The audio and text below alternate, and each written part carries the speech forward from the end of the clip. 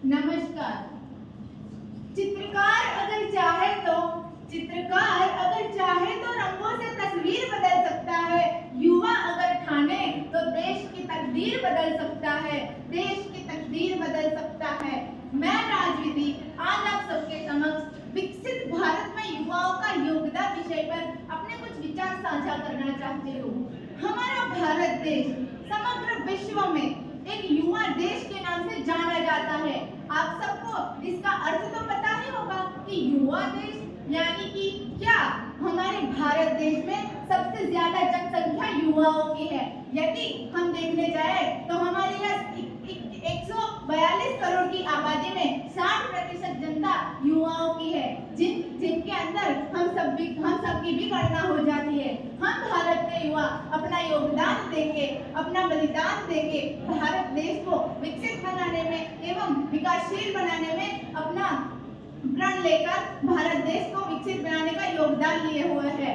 हमारा भारत देश सबसे ज्यादा युवा बस्ती धराने वाला देश है और जिसके अंदर हमारे भारत देश की जो युवा है, जिन्होंने हमारे भारत देश को विकसित बनाने के लिए कई सारे प्रण लिए हुए हैं। हम अगर ऐतिहासिक परिपालन की बात करें तो कुरुक्षेत्र का वो मैदान था, जब एक युवा ने साथ दिया तो वहां धर्म की विजय हो गई।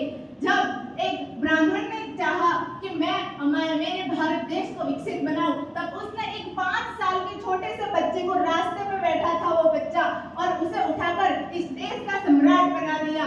जहां हरियाणा के एक बेटे ने ठान लिया, अपने भारत के प्रति विश्वास को ठान लिया और उसने अपने बाजों को मजबूत बना लिया, तो आज वह बेटा ओलंपिक में गोल्ड मेडल लाने वाला नीरज चोपड़ा बन जाता है। हम भारत के युवाओं ने हमारे देश को विकसित बनाने के लिए जो बलिदान दिया है, वैसा बलिदान मुझे नहीं लगता कि किसी और देश के भी युवाओं ने दिया होगा। हम भारत के बच्चे हैं, हम भारत के युवा हैं और हमारे देश की जिम्मेदारी हमारे कंधे पे टिकी हुई है। तो क्या ये हमारा फर्ज नहीं है कि हम हमारे भारत देश को आगे ले जाए और विश्व गुरु बनाए। आज हमारा देश विश्व गुरु के नाम से तो जाना जाता ही है और इसके पीछे का हमारा हम युवा धर्म का योगदान है। और अगर हम बात करें, जब हमारा भारत देश स्वतंत्रता के वक्त जूझ रहा था और फिरंगियों के फेरों में था, तब भगत सिंह, सुखदेव और राजगुरु जैसे कई युवा थे, जिन्होंने अपने प्राण न्यौछावर करके हमारे भारत देश को आजाद करवाया था। और अगर अभी के समय की बात करें तो अभिमन्यु सिंह है, हनुमान थप्पा है, जिन्होंने विदेशी देश में जाकर हम अपने प्राण हंसते हंसते भारत माँ के चरणों में कुर्बान कर दिए। अरे यही तो है हमारा भारत देश का युवा, जिसने अपने बलिदानों से आज हमारे देश को, हमारे भारत को, हमारी भारत माता को गौरव दिलाया है और समग्र विश्व में हमारे भारत देश का नाम बुलंद किया हुआ है। हमारा भारत देश आज युवा देश के नाम से जाना जाता है। इसका अर्थ यही नहीं कि 20 से लेकर 35 साल की युवा का जो व्यक्ति होता है वही युवा कहलाता है।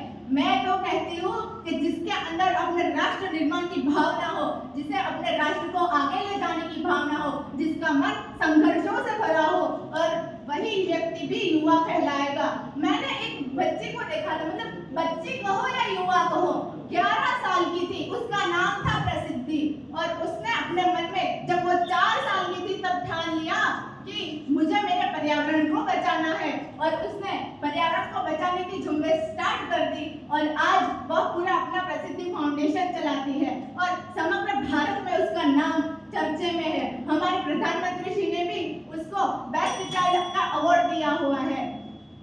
हम भारत देश के युवा, जिन्होंने हमारे भारत देश को आगे बढ़ाने के लिए बलिदान दिया है, तो आज हम सब भी तो युवा है और यह हमारा भी तो फर्ज बनता है कि हमारे देश को आगे ले जाएं।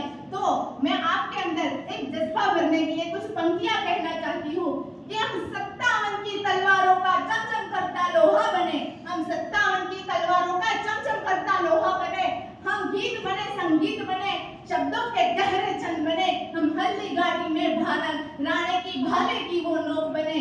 हम गीत बने, संगीत बने, शब्दों के गहरे छंद बने, हम शब्द शून्य से पार कर इस सृष्टि के बारूद बने।